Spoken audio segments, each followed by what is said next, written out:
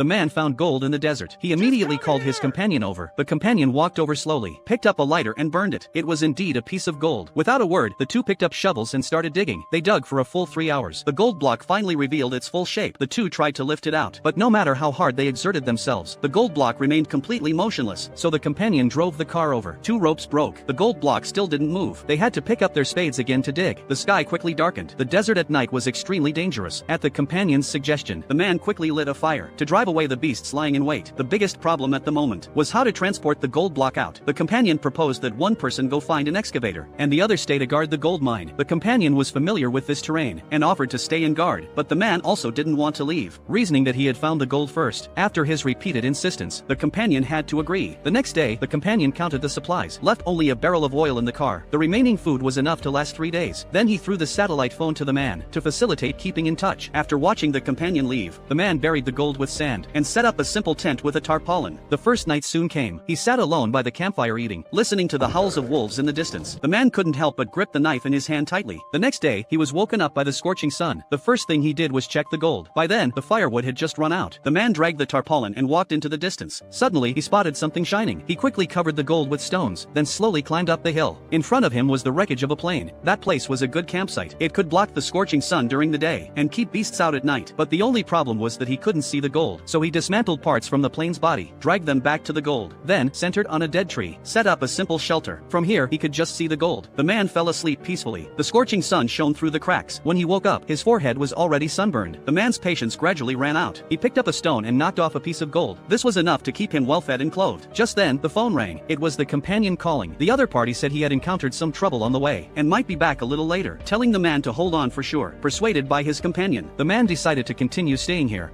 I held a knife, staring intently at the turning doorknob. Then I rushed forward, stabbing the dagger into the man's hand. But strangely, he showed no reaction at all. I sensed he was approaching, so I stabbed again with the knife. This time, he finally stepped back, but the atmosphere in the room remained tense. Just then, the police suddenly arrived. He carefully pushed open the door, saw me, expressionless, and glanced warily at my bed. I said nothing, but he still detected danger.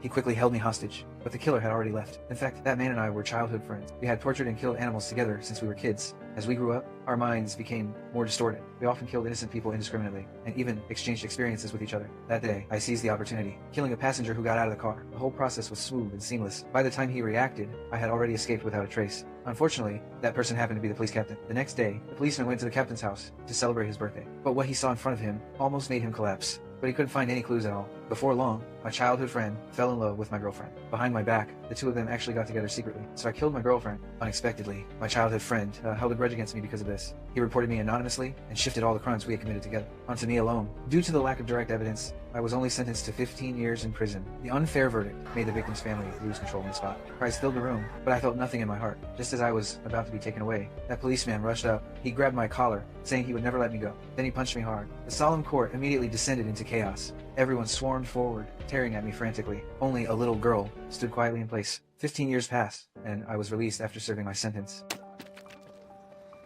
It was that hateful policeman again. He repeated the same threats as before, saying he would keep an eye on me forever. His harassment annoyed me, so I checked into a hotel to relax. But unfortunately, a murder occurred in the hotel the next day. The killer's modus operandi was almost identical to mine, so the policeman suspected me again. He took me to the police station, trying to get something out of me. But how could I answer for something I didn't do? Due to the lack of evidence, he had to let me go. When I walked out, I bumped into a girl. Little did I know, at the time, she was the police captain's daughter. Last night, she had also appeared near the hotel where I was staying.